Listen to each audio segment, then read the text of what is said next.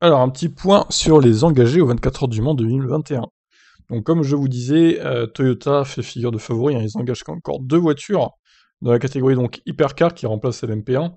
On a aussi l'arrivée de Glickenhaus Racing, alors je sais pas trop ce qu'ils valent en termes de performance, pas sûr quand même qu'ils puissent déloger Toyota des premières places, mais bon, pourquoi pas après. Et il y a Alpine aussi qui engage une seule voiture, pilotée par 2 Français et un Brésilien. Vous remarquerez que chez Toyota, il n'y a aucun Français, comme ça au moins c'est réglé.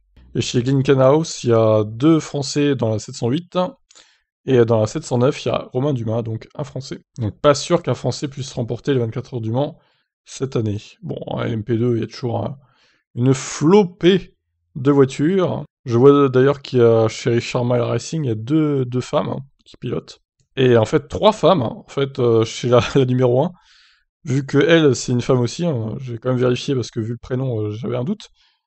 Et oui, une équipe composée à 100% de femmes dans la numéro 1, donc incroyable.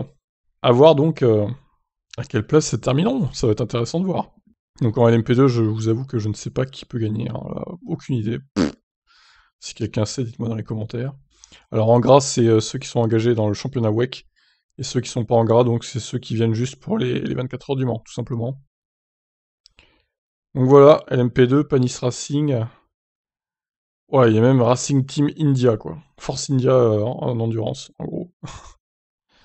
Catégorie GTE Pro, seulement 8 voitures, ce qui est quand même pas énorme. GTE amateur, 23 voitures, ce qui est mieux. Alors, ouais, enfin, amateur, il y a quand même Fisichella qui pilote, quoi, hein, dans une des écuries. Je suis pas sûr que ce soit un pilote amateur, mais bon, pourquoi pas. Iron Lynx, que des Italiens. Là, franchement, team 100% italienne. Enfin, le nombre d'écuries F Corset et tout, là, Iron Lynx aussi. C'est hallucinant, quoi.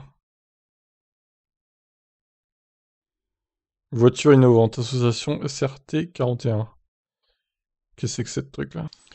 Alors, a priori, parce que je comprends de ce site-là, c'est quelqu'un qui était amputé. Premier pilote quadrien amputé de l'histoire à terminer les 24 heures du Mans. Alors, pourquoi il y a une monoplace en fond, je ne sais pas. D'ailleurs, qu'est-ce qu'ils font avec une monoplace de F1 d'ailleurs? Ok, quoi, comment ils ont eu ça? Rendez la F1 là, hein, quand même, hein. Incroyable. Donc j'imagine que c'est une voiture spécialement ménagée pour ce handicap. Bah c'est pas mal, hein, franchement, bravo à lui parce que... Donc je pensais que c'était une autre énergie et tout, la voiture, genre de l'hydrogène ou quoi, non, c'est quelqu'un qui est amputé, mais c'est une voiture normale en fait. Alors j'imagine qu'ils sont pas tous amputés du coup, mais... ouais, il y a un sur les 3 en gros qui doit être amputé. Bon bref, si vous en savez plus, dites-moi en commentaire, c'est pas hyper clair. Donc voilà pour les engagés de cette édition 2021 des 24 heures du Mans.